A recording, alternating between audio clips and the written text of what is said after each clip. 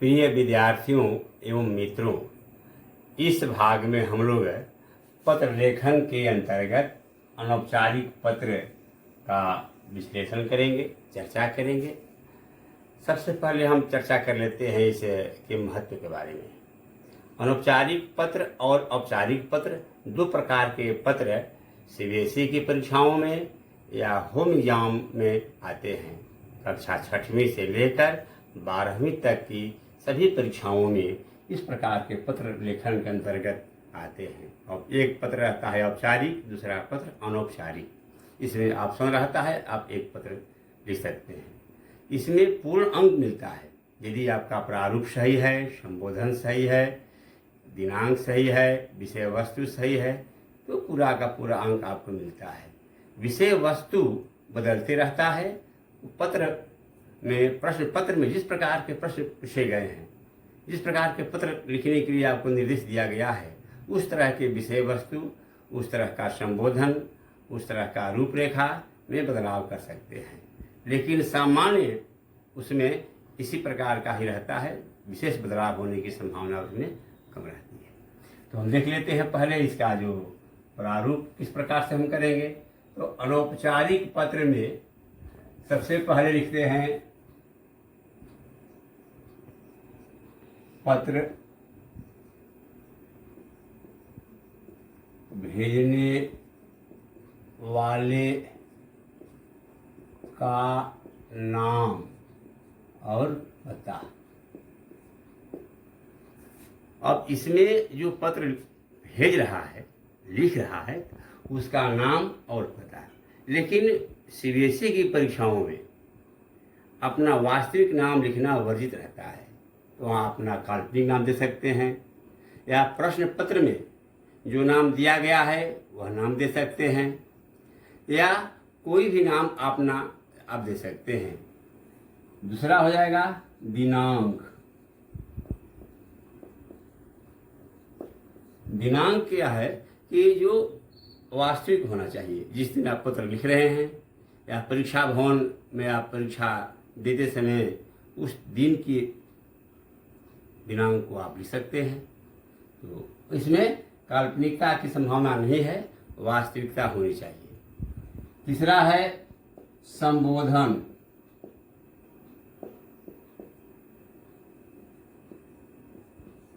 संबोधन में ध्यान देना है कि प्रश्न पत्र में किस प्रकार का संबोधन के लिए पत्र लिखने को कहा गया है, उसमें ध्यान देंगे।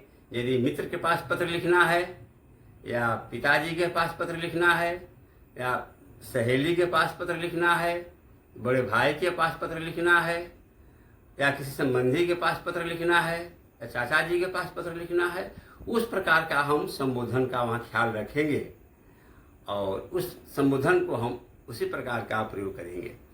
अब यदि पिताजी के पास लिखना है तो परम पूज्य पिताजी, पूजनीय माताजी, फिर चरण स्पर्श, सादर प्रणाम, है ना।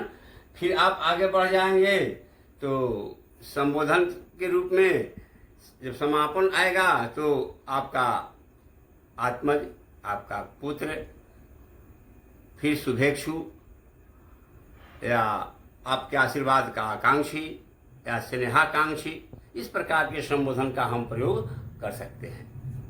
तो चौथा में आ जाएगा विषय वस्तु।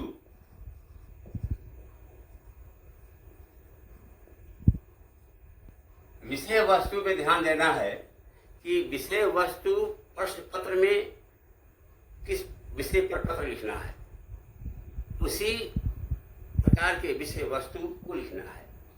विषय वस्तु को 2 या 3 अनुच्छेद में विभाजित कर सकते हैं। छोटे छोटे 2 वाक्य का अनुच्छेद बना करके आप उसमें लिखिए। आपका जो विषय वस्तु रहेगा सटीक रहेगा। लेकिन इस बात को ध्यान रखना है कि परीक्षा के दिन प्रश्न पत्र में किसके नाम से पत्र पूछा गया है लिखने के लिए, या पिताजी के पास लिखना है, मित्र के पास लिखना है। इसमें कई श्रेणी के पत्र आते हैं। पिताजी के पास आ गया या मित्र के पास आ गया तो बधाई पत्र लिखना है, या शादी में जाना है समारोह में उसका शुभकामना पत्र देना है। तो इस प्रकार के पत्रों को ध्यान में रखते हुए हमें उस विषय वस्तु को ध्यान में रखना है। मित्र के पास लिखना है तो किस तरह का विषय वस्तु प्रश्न में पूछा गया है, तो उसका हमें विशेष ख्याल रखना है। इसके बाद हो जाएगा समापन। समापन में लिखेंगे आपका स्नेहाकांक्षी, आपके आशीर्वाद का आकांक्षी या आपका शुभेच्छु। फिर अंत में लिख देंगे संबोधन। संबोधन इसमें रहेगा, संबोधन में रहेगा कि यदि पिता के पास पत्र आप लिख रहे हैं तो आपका पुत्र, आपका आत्मज, या भाई के पास लिख रहे हैं, बड़ा भाई के पास तो आपका अनुज, आपका छोटा भाई। मित्र के पास लिख सकते हैं तो आपका प्रिय मित्र। तो इस प्रकार इस पर अंत में भी आप संबोधन दे सकते हैं और अपना दे देंगे यहाँ पता। जिसके पास आप पत्र भेज रहे हैं उसके पता को आप ध्यान देंगे और हस्ताक्षर अपना करेंगे, पता और हस्ताक्षर इस प्रकार आपका होना आवश्यक है, ताकि वह मालूम हो जाए कि आप पत्र भेजने वाले हैं और किसके पत्र लिख रहे हैं। इस तरह का आप सधन्यवाद अंत में आप उसका संबोधन के रूप में सधन्यवाद आप कर सकते हैं। तो आगे हम इसके पश्चात एक पत्र का उदाहरण दे देता हूं। तो अभी हम लोगों ने अनौपचारिक पत्र के प्रारूप, उसका रूपरेखा, उसका संबोधन, उसकी प्रक्रिया के बारे में हमने चर्चा किया और समझाने का भरपूर प्रयास किया। अब हम देख लेते हैं इसका एक डेमो देकर उदाहरण के द्वारा किस प्रकार हम पत्र लिखेंगे, जो इस प्रकार है। चलिए देख लेते हैं एक उदाहरण। प्रतियोगिता परीक्षा में प्रथम स्थान प्राप्त करने पर मित्र को बधाई पत्र। आपका मित्र परीक्षा में प्रथम स्थान प्राप्त किया है तो स्वाभाविक रूप से आपको प्रसन्नता होगी। उस प्रसन्नता, उस खुशी को हम व्यक्त करते हैं पत्र के रूप में। आज की मीडिया के ज़माने में पत्र से अधिक तो हम लोग पहले अपने मोबाइल से, मेल के द्वारा, विभिन्न प्रकार के हम तकनीकी संसाधनों से बधाई देते हैं। लेकिन जो पत्र लेखन है यह एक ऐसा विधि और प्रक्रिया है जो चिरकाल तक स्थायी रहता है। यदि आपको सुंदर ढंग से बना करके पत्र लिख करके भेजते हैं तो वह मित्र सहज के रखता है, वह उसकी अस्थायित्वता बनी रहती है। सर्वप्रथम यहाँ हम अपना पता लिखते हैं। पता में काल्पनिक पता आप लिख सकते हैं। सीबीएसई की परीक्षाओं में अपना वास्तविक पता लिखना वर्जित है, तो आप कोई अस्थायी या काल्पनिक पता आप दे सकते हैं कि ब्लॉक नंबर 57 दिल्ली कैंट,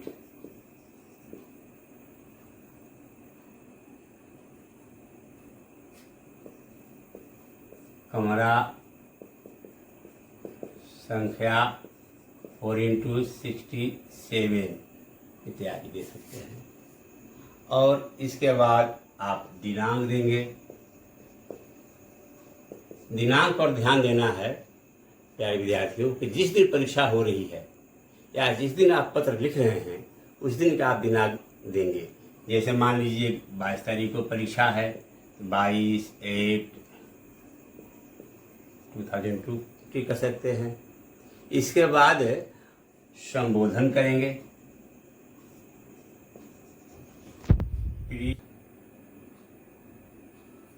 अब आगे बढ़ते हैं। प्रिय मित्र रवि कांत नमस्ते या नमस्कार दे सकते हैं। फिर यहाँ शुरू करेंगे, विषय वस्तु रहेगा यहाँ पर कि आपके उपलब्धि के बारे में सूचना पाकर अपार हर्ष हुआ।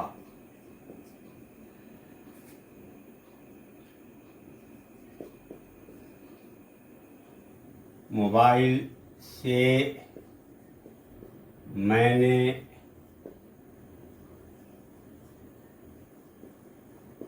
शुभकामना दिया है, परंतु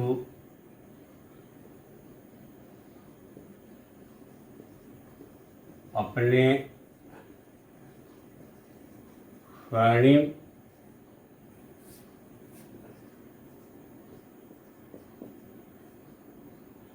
शब्दों के माध्यम से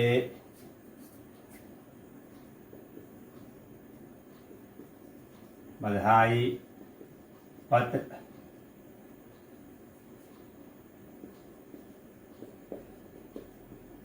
प्रेषित करता हूँ।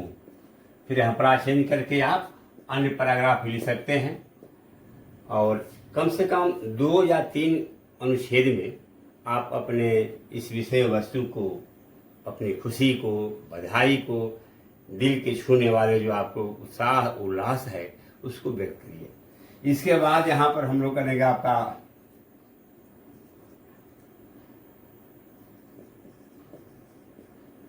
आपका अभिन्न मित्र नाम दे दीजिए और पता।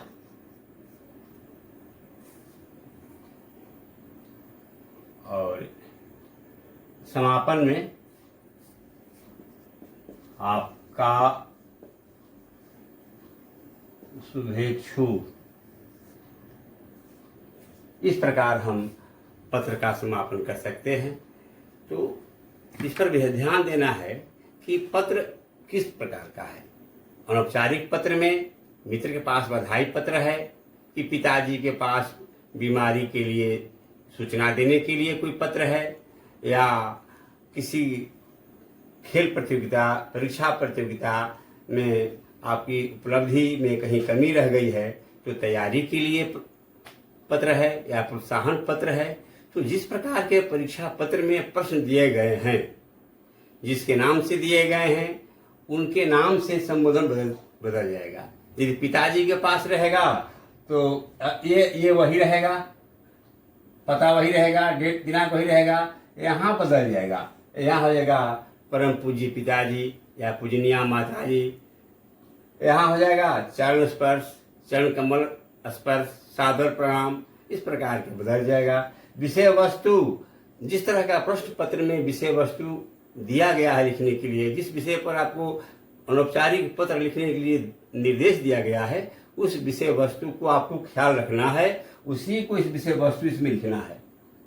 और फिर नीचे आ जाएगा, यदि पिता के पास है तो आपका आत्मज या आपका पुत्र या आपका बेटा, आपका नाम दे देंगे, बता दे देंगे। यदि चाचा के पास लिखना है तो फिर बदल जाएगा।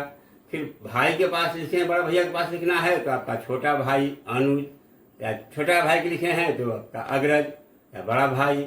इस प्रकार से हम उस पत्र में परीक्षा के प्रश्न पत्र में जिस प्रकार के प्रश्न पूछे गए हैं उसको ख्याल रखते हुए, उसको ध्यान देते हुए हमें इस प्रारूप, विषय वस्तु, संबोधन, समापन को हमें लिखना है, तो उसमें पूर्ण अंक प्राप्त होता है।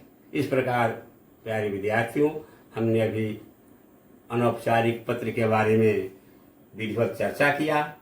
उसके लिए संबोधन, समापन, दिनांक, विषय वस्तु के बारे में हमने चर्चा किया और सबसे विशेष ध्यान दे देना है हमें कि प्रश्न पत्र में किस प्रकार के प्रश्न पूछे गए हैं, किसके पास पत्र लिखना है, उसको ध्यान में रखते हुए हमें पत्र लिखना है, तो आपको पूरे से पूरे अंक प्राप्त होगा।